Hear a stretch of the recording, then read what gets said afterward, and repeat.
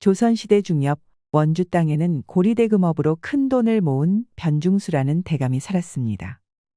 변대감은 벼슬살이를 하는 동안 부지런히 돈을 모아 원주에서 둘도 없는 갑부가 되었지요. 사람들은 돈이라면 사족을 못 쓰는 변대감을 손가락질하며 금변이라고 부르곤 했답니다. 그런 변대감이 하루는 아주 젊고 아리따운 여인을 부인으로 들이게 되었습니다. 변대감은 며칠이 지나기도 전에 첩에게 푹 빠져서는 하루가 멀다 하고 부인의 안방을 찾았지요. 부인, 어제 먹은 뱀탕이 효력이 좋구려. 아주 몸에 힘이 불끈 들어가는 것 같소. 이럴 게 아니라 내 지금 당장 일을 치러야겠소. 불끈이 맞긴 하나요? 지난번처럼 바로 고꾸라지는 거 아니에요? 어허, 이 사람이. 이번엔 다르다니까 왜 자꾸 못 믿는 거요? 젊은 부인이 이부자리를 깔자 변대감은 허겁지겁 뛰어들었답니다. 드디어 맞상대를 하려는 찰나, 하이고 그런데 이게 뭔 일이랍니까? 그 변대감의 몽둥이가 바람 빠진 풍선처럼 주저앉는 것이 아니겠습니까? 당황한 변대감이 이리저리 용을 써봤지만 야속해라. 아무런 반응이 없었지요. 그러면 그렇지. 뱀탕은 무슨. 아니, 내 구렁이가 어디로 갔단 말이냐? 이제 보니 이빨 빠진 풀뱀이나 다름없구나. 어휴. 젊은 부인의 한숨소리에 송대감은 고개를 푹 숙였지요. 결국 그날도 헛물만 킨 변대감은 망연해서 툇마루에 나가 주저앉았답니다. 변대감은 젊은 부인과 아직까지 거사를 치르지 못했다는 것이 너무나도 억울했습니다. 처가에 거금을 주고 데려왔건만 아무것도 못해봤다는 것이 어디 말이나 됩니까? 사실 변대감은 부인의 미색에 반해 권력까지 써가며 난리를 피운 끝에 데려온 것이었지요. 그런데 정작 변대감 본인의 방망이가 말을 듣지 않으니 어디 가서 하소연도 못하고 있었답니다. 오냐. 이렇게 된 거 팔도의 보약이란 보약은 전부 먹어야겠다. 내 반드시 제대로 일을 치르리라. 그렇게 결심한 변대감은 조선팔도 방방곡곡에 사람을 보내 남자에게 좋다는 보약은 모조리 구해오도록 하였지요. 특히 남자에게 좋은 약재라면 역시 뱀탕 아니겠습니까? 하여 변대감은 살모사는 물론이요. 7.4, 먹구렁이, 까치독사 등 힘 좋은 뱀은 모조리 잡아 뱀탕을 만들어 먹었답니다. 답답한 것은 젊은 부인 또한 마찬가지였죠. 가장 예쁜 나이에 나이 많은 대감의 부인으로 팔려와서는 졸지의 독수공방 홀로 밤을 지새우니 이 어찌 답답하고 허무하지 않겠습니까? 이제 나이가 곧 30이 되니 한참 알게 된 사내의 품이 그립기만 하는 것이었지요. 아버님 장사배가 가라앉지만 않았어도, 아니 배값을 변대감께서 대신 물어주지만 않았어도 내 신세가 이렇지는 않았을 것을. 아니다. 어찌 부모님을 원망하리오. 내 허망한 팔자를 원망해야지. 그러다 보니 이제는 늙은 아버지에 대한 원망까지 새록새록 올라오는 것이었습니다. 그럴 때면 부인은 고개를 흔들며 애써 마음을 추스리곤 하였답니다. 그래도 치밀어 오르는 외로움에 달이 뜬 밤이면 눈물이 하염없이 흘러내리곤 하였지요. 어느덧 여름이 되었습니다. 변대감은 보약을 구하러 강원도에 가고 집안에는 하인들과 젊은 부인만 있었지요. 기분이 꿀꿀해진 부인은 더위도 식힐 겸 금강으로 뱃놀이를 가기로 했답니다. 하여 머슴들이 노젓는 배에 올라타 강바람을 쐬고 있었지요. 한창 경치를 구경하고 있는데 아니 이게 갑자기 무슨 일이랍니까? 강바닥 바위에라도 부딪혔는지 배가 기우뚱하는 것이 아니겠습니까? 부인은 비명을 지를 사이도 없이 그만 강에 푹 빠져버리고 말았지요. 머슴들이 화들짝 놀라 배를 돌리니만이 실경이를 벌이고 있는데 웬 젊은 머슴 하나가 우통을 집어던지고 강으로 뛰어드는 것이 아니겠습니까? 바로 머슴 상필이었지요. 상필이는 물살을 헤치고 마님에게 다가가서는 멋들어지게 구해내는 것이었지요. 꼴깍꼴깍 강물을 마시며 숨이 넘어갈 뻔한 부인은 10년 감수, 머슴 상필이 덕에 간신히 목숨을 구할 수 있었답니다. 물 밖으로 끄집어진 마님은 옷이 푹 젖어서 안과 밖이 그대로 보였지요. 헌데 지금 그게 대수겠습니까? 연신 물을 토하던 마님은 숨을 돌리자마자 상필이 품에 쓰러지고 말았지요. 고맙다. 상필아, 내 덕이 아니었으면 그대로 용궁에 갈 뻔했구나.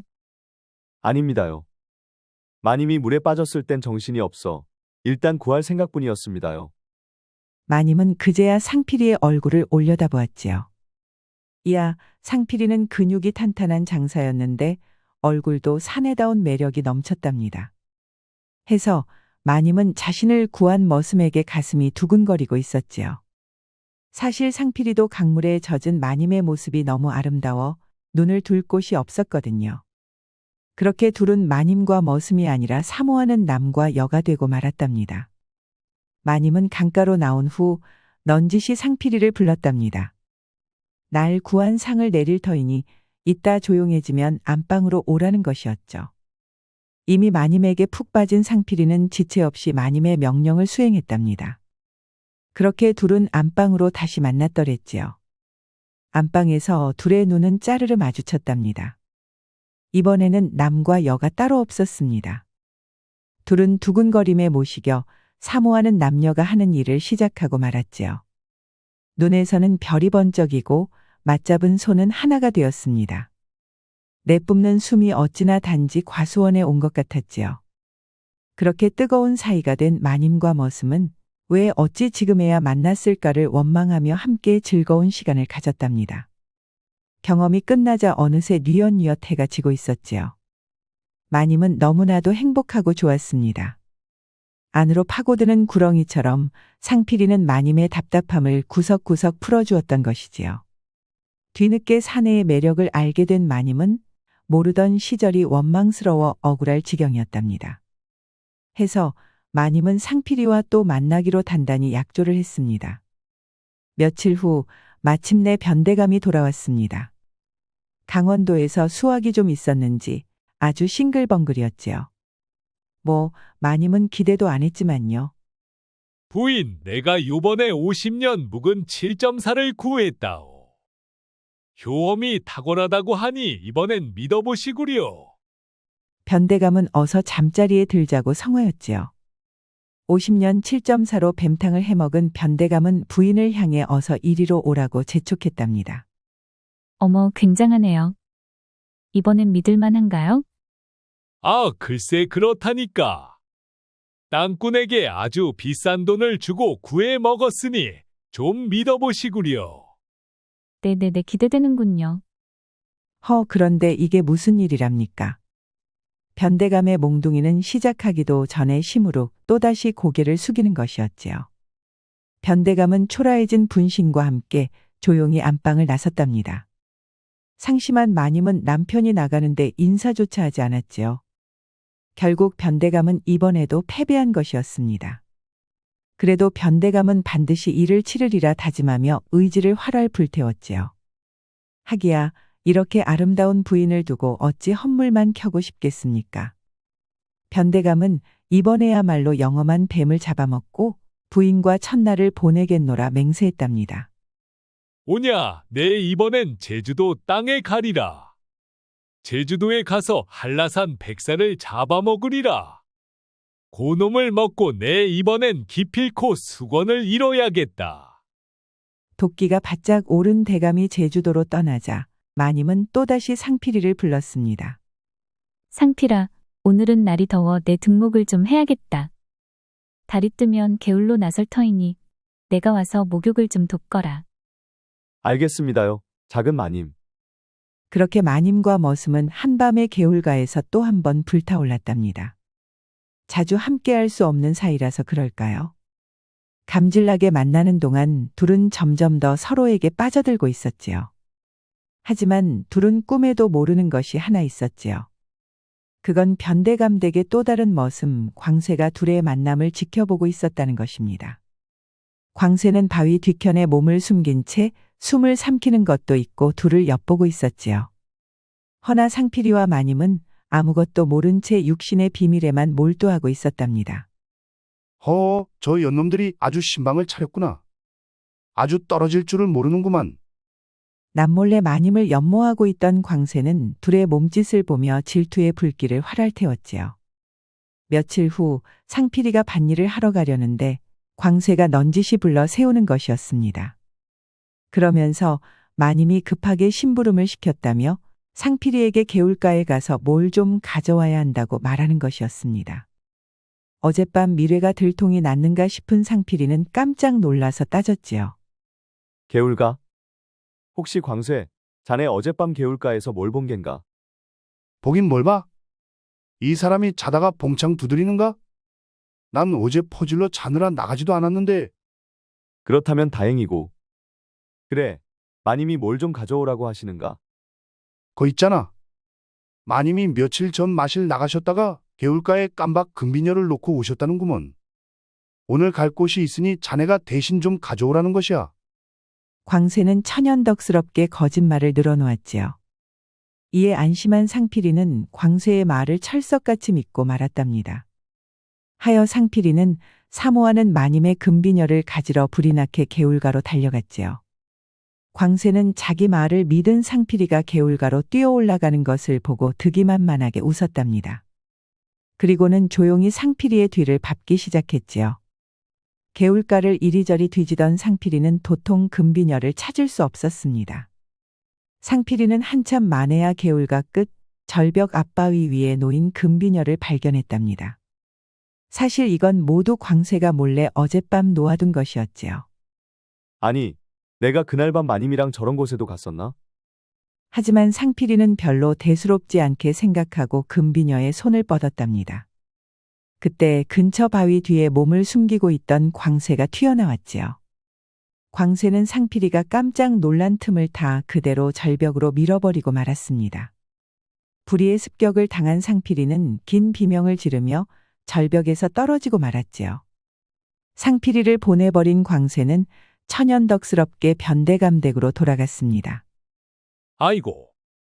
그러니까 상필이 그것이 마님의 금비녀를 훔쳤다는 건가?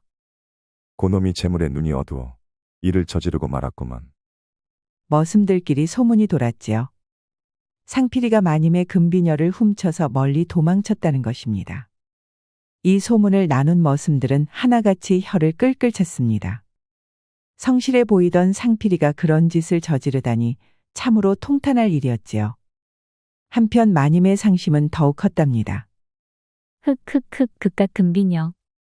달라고 하면 주었을 텐데. 마님, 너무 상심 마십시오. 이 광세가 있지 않습니까? 제가 몸이 부서져라 마님을 보필할 테니 그만 그 눈물을 거두십시오. 그래주겠느냐? 광세야, 내가 정녕 그래주겠느냐? 마님이 밤을 눈물로 지새우자 광세가 접근했습니다.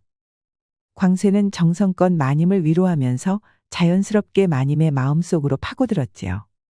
그렇게 광세는 꿈에 그리던 마님을 위해 열과 성으로 봉사하는 밤을 보내게 되었답니다. 이후로 광세는 틈만 나면 마님을 찾아 위로와 봉사를 했답니다. 사실 광세는 머슴들 중에서도 가장 기골이 장대하고 힘이 장사였답니다. 상필이보다 강인한 광세의 왕뱀 같은 물건 덕분에 마님은 점점 더 시름을 잊을 수 있었지요. 한편 절벽에서 떨어진 상필이는 간신히 목숨을 부지할 수 있었습니다. 다행히도 물속으로 떨어진 덕분에 크게 상처를 입지 않았던 것이지요. 하지만 거친 물살에 그만 기절해버리고 말았던 것입니다. 깨어났을 때는 이미 며칠이 지난 다음이었지요. 허나 상필이는 깨어난 다음에도 곧바로 산을 내려가지 않았습니다. 대신 산속 동굴에 몸을 숨긴 채 광세의 배신에 대해 곰곰이 생각을 하였답니다. 아무래도 광세 그것이 아무런 곡절 없이 자기를 공격했을 리 없었을 터이니까요. 해서 상필이는 머리는 봉두난발, 얼굴에는 흑칠을 하고는 거짓골로 산을 내려왔습니다. 덕분에 원주 사람 누구도 그가 상필이라는 것을 눈치채지 못했지요. 마을을 돌아다니며 소문을 들어보니 아니 이게 무슨 일이랍니까? 광세 그놈이 상필이가 금비녀를 훔쳐 달아났다고 말하고 다녔다는 것이었지요. 게다가 최근에는 마님의 신복이 되어 어딜 가도 옆에 꼭 붙어 다니고 있다는 것이 아니겠습니까? 그제야 상필이는 무릎을 탁 쳤지요. 광쇠 그것이 마님에게 눈독을 들이고 있었구나. 이제야 수수께끼가 다 풀린 것이지요. 해서 조용히 변대감댁을 엿보니 밤만 되면 광새가 작은 마님의 침소를 찾는 것이었지요. 광새는 마님과 밤새 알콩달콩 시간을 보내다가 새벽이 되어서야 나오는 것이었습니다. 상필이의 눈에서 복수의 불길이 타올랐지요. 감쪽같이 자기를 속인 광새는 물론이고 자기를 헌신짝처럼 버린 마님에 대해서도 복수심이 타오르는 것이었습니다.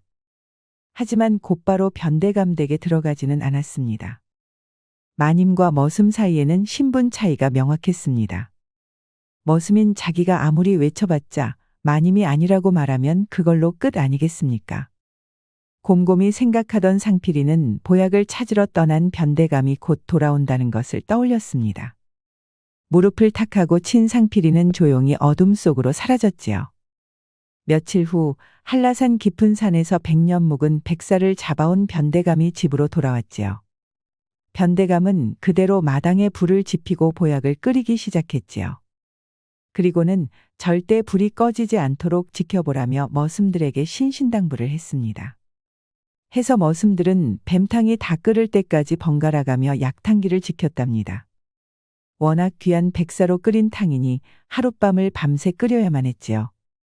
해가 뉘엿뉘엿 지고 하늘이 별이 총총 뜨기 시작했습니다. 마침내 광새가 약탕기를 지키고 있을 때였습니다.